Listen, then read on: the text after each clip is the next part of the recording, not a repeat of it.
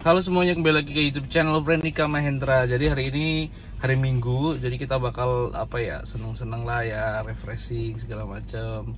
Ini kita mau ngobrol-ngobrol bentar lah ya. Ini lama banget nggak buat video karena bener-bener pagi malam terus pulangnya, dan banyak banget deadline yang harus dikejar sampai akhir tahun ini. Jadi kemarin itu sempat ada yang nanya, junior ada yang nanya dan nanya tentang leadership gitu. Nah, kan mungkin di video-video sebelumnya itu kan aku udah cerita kapan aku belajar leadership, latihan kepemimpinan itu aku mungkin dari SMA gitu. Dari SMA kan aku udah ikut seleksi ketua OSIS dan jadi ketua OSIS kan waktu itu kan. Udah main politik anak-anak SMA lah, politiknya anak SMA lah kan ya. Jadi udah jadi ketua OSIS, udah ada penggalangan dana tingkat kabupaten gitu. Jadi kayak kepemimpinan skala kecil belajar di situ gitu. Terus kalau udah kerja gini manfaatnya banyak banget. Jadi waktu SMA itu memang benar-benar pondasinya gitu belajar. Tapi waktu kuliah aku nggak belajar ini ya, nggak masuk ke organisasi ya gitu, karena lebih sibuk ke kegiatan internasional, nyari jaringan internasional segala macam gitu. Nah, seorang pemimpin itu menurutku ya, seorang pemimpin itu ketika dia terlalu menyalahkan timnya, it's not good gitu, sangat-sangat tidak bagus gitu. Itu karena kita sebagai leader itu introspeksi diri, harus kembali ya introspeksi diri, kenapa bisa terjadi seperti ini gitu kan. Jangan menyalahkan tim gitu dengan gamblangnya, karena ketika kita menyalahkan tim itu akan berdampak ke masa depan tim itu sendiri gitu. Jadi seorang pemimpin gak bakal dapat respect sama timnya gitu. Kalau ngadain event, timnya bakal nggak support segala macam gitu. Dan semua program-program itu nggak bakal disupport gitu. Artinya nggak bakal disupport itu mungkin diimplementasikan, tapi tidak semaksimal ketika dia udah menyerahkan nyawa dan jiwanya ke leader gitu. Jadi itu membuat situasi seperti itu susah banget gitu. Dan aku selalu belajar untuk tidak menyalahkan, belajar untuk tidak membuat tidak nyaman tim itu gitu. Ketika kita nggak nyaman, pasti ada dampaknya, domino efeknya itu banyak ke belakang gitu, sangat banyak domino efeknya gitu. Jadi menurutku seorang pemimpin itu harus hati-hati dalam bertindak, hati-hati dalam mengucap gitu. Marah mungkin ya, seorang pemimpin kalau mau marah boleh gitu kan, silakan marah, mungkin dalam takarannya gitu kan, jangan sampai berlebihan gitu, dan jangan sampai perang kepentingan itu yang terjadi. Jadi kalau aku jujur, di perusahaan pertama aku juga ya, itu memisahkan ya antara kepentinganku dengan kepentingan company gitu. Dalam arti aku nggak mencampur adukan gitu, jadi aku nggak pernah memanfaatkan tim, nggak pernah aji mumpung tuh jangan pernah gitu. Jadi teman-teman jangan pernah itu yang jadi ketua OSIS, mentang-mentang ketua OSIS kan langsung ketua BEM gitu kan, langsung memanfaatkan posisinya. Itu jangan ya, pokoknya jangan banget, itu it's not good. Itu pantangan lah ya, itu pantangannya gitu. Jadi kalian seorang leader tuh harus confident terhadap kemampuan kalian. It's not about public speaking ya. Jadi nggak cuma public speaking doang, tapi kan seorang leader harus memimpin strateginya gimana, demi kebaikan tim juga, demi kebaikan visi yang akan dicapai gitu. Jadi bukan demi kebaikan kepentingan pribadi gitu kan. Itu jadi aku jujur selama hidup belajar tuh banyak banget mengenal karakter orang.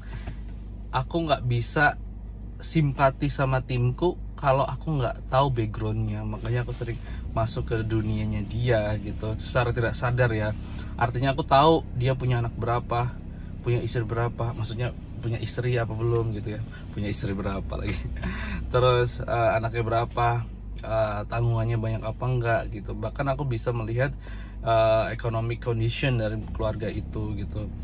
Kenapa kita harus tahu tentang backgroundnya? Karena kita bisa give something gitu. It's not about money, tapi kita bisa beri sesuatu yang buat dia nyaman. Contohnya nih ya, kita kan nggak tahu nih kondisi ekonomi masing-masing keluarga kan, ekonomi keluarga, kondisi psikologi keluarga itu. Jadi kan setiap aku everyday ya kalau di perusahaan sekarang ya, every itu make a good condition, membuat kondisi briefing, the morning briefing is clear, is good condition gitu. Jadi kalau briefing pagi, aku tuh selalu membuat nyaman mereka, entah itu dengan ketawa, dengan ngomong ke mereka, diskusi based on data, tapi nggak menyakiti mereka gitu. Gimana itu aku belajar dari Bu Nita waktu aku SMP, ingat banget. Bu Nita itu selalu negor, selalu ngasih arahan tanpa menyakiti murid-muridnya. Bu Nita itu selalu membuat muridnya ketawa, tapi muridnya tahu kesalahannya di mana. Itu gila sih Bu Nita itu. Itu aku belajar dari Bu Nita loh. Jadi kita negor orang nih, orangnya nggak sakit hati, tapi orang yang tahu kalau dia salah gitu. Orang yang tuh nggak sakit hati, tahu orang yang salah, dan dia langsung memperbaiki tanpa dia sakit hati. Aku belajar dari Bu Nita. Pokoknya keren banget Bu Nita itu. Nah, aku belajar dari Bu Nita itu. Jadi come on, sebagai pemimpin harus bisa menghipnotis ya. Jadi kalau bilang secara pengalaman lebih banyak pastinya tergantung sih ya. Kalau maksudnya pengalaman dalam memimpin atau pengalaman dalam bidang kerja gitu kan. Karena jujur ya, kalau aku dibandingin sama timku yang sekarang jauh pengalaman banyak timku, karena timku ada yang 12 tahun yang lalu aku ngapain gitu di produk ini gitu kan. Jadi